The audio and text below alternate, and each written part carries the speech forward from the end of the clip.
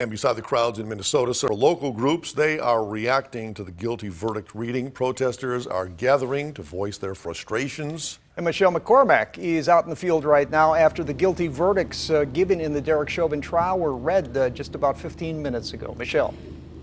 Chris and Tom, Houdini Plaza here in Appleton has been First Amendment Central, where people have voiced their concerns last year in the immediate aftermath of George Floyd's death, when that video was released, that cell phone video taken by passersby on the streets of Minneapolis. And then just recently, when Daunte Wright died during a traffic stop at the hands of police. But here you can see now this place that has been the scene of so many protests over the past year is kind of the usual hustle and bustle of the day. The folks that you see gathering are actually here to welcome in the new council members who were recently elected here in Appleton.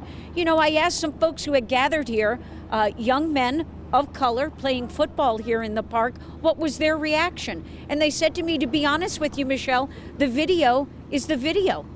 Did we expect any other type of verdict? They said they weren't waiting on pins and needles. They thought that the voices of the people had been heard over these several months here at Houdini Plaza, where there was a call for justice for George Floyd. Now the jury's verdict is in, and the people are standing put here in Appleton, although you have a true sense that these continued discussions on police and community relations will continue for years to come. We are live in Appleton. Michelle McCormack, Local 5 News. Yes, I believe you are correct, Michelle. We thank you. The jury was made up of mostly those under the age of 50. The jury was made up of 12 people from the Minneapolis area. Half of the jury was made up of people of color. The other half made up of people who identify as being Caucasian. Historically, we're told this has been known to be one of the younger juries.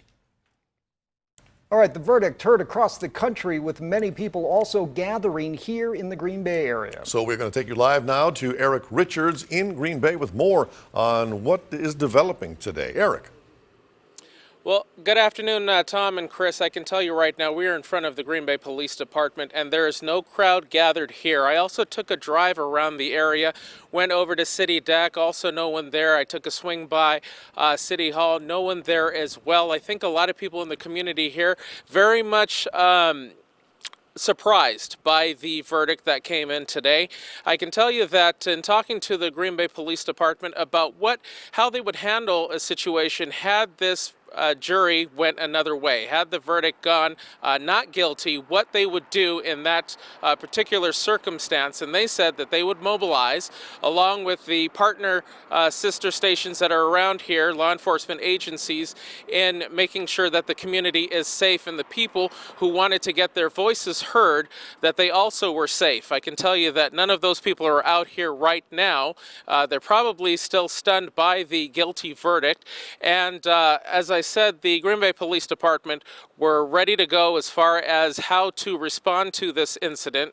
You know, Green Bay has been one of the central focal points of this entire situation when it comes to demonstrations, and in fact not too far from the police station at the Marathon gas station over on Walnut, that is where we saw a lot of unrest happening there, and also throughout the downtown Green Bay area. None of that is happening right now, again, as people continue to process the verdict that came in here with the Chauvin trial, guilty on all 3 of the counts that were brought against him. Now the community here is looking to see what will happen as far as his sentencing is concerned. We will continue to be out here and let you know if anything else happens. Live here in Green Bay, Eric Richards, Local 5 News.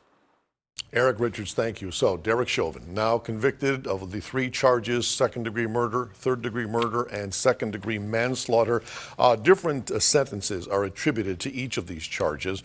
Chauvin facing 40 years for second-degree unintentional murder, 25 years for third-degree murder, and 10 years on the second-degree manslaughter charge. Each count carries a different maximum sentence: 40 years for the second-degree unintentional, 25 years for the third-degree, and 10 years for the second-degree manslaughter. Under Minnesota sentencing guideline, for a person with no criminal history, each murder charge carries a presumptive sentence of 12.5 years in prison, while manslaughter has a presumptive sentence of 4 years. So we have taken you to Appleton, taken you to Green Bay. Chris, so far, no one actually demonstrating at this point. No, I think Eric was right. I think people are processing.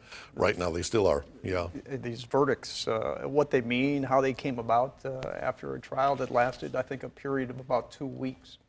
Anyway, now we're going to go local to Local 5's Danielle Zolkowski, who is joining us now with much more on the situation to tell us if people are out and about, again, speaking about these verdicts. Danielle. Thank you, guys. As you can see here in Appleton, not much is going on. We're outside of the police station. We'll give you a look here. No one is gathered at this point. The Appleton police station has been the scene of a couple recent protests, even this year, in the wake of the death of Daunte Wright. But we spoke to the Appleton Police Department earlier today, and they said that their efforts and their focus on community policing are very important to them, and that they believe those efforts that they have utilized in the past were important should any protests or gatherings take place today. But as of now, nothing has happened. We will be here monitoring the situation as anything might unfold. Live in Appleton, Danielle Zolkowski, Local 5 News. All right, we thank you, Danielle. Well, the fast-paced nature of this verdict being read may seem familiar to some when O.J. Simpson was acquitted in just 4 hours. Yeah, that was back in 1995, the O.J. Simpson trial, another very public trial lasting almost a year, 252 days, as a matter of fact.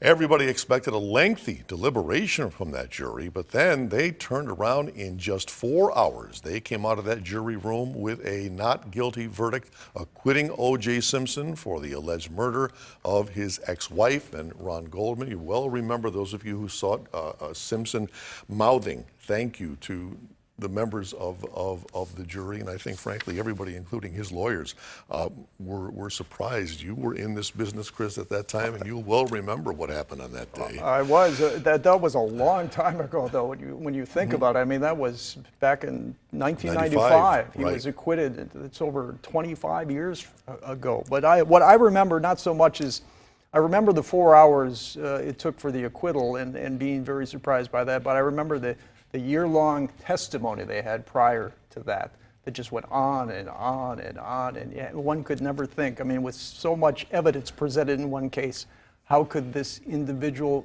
not be guilty?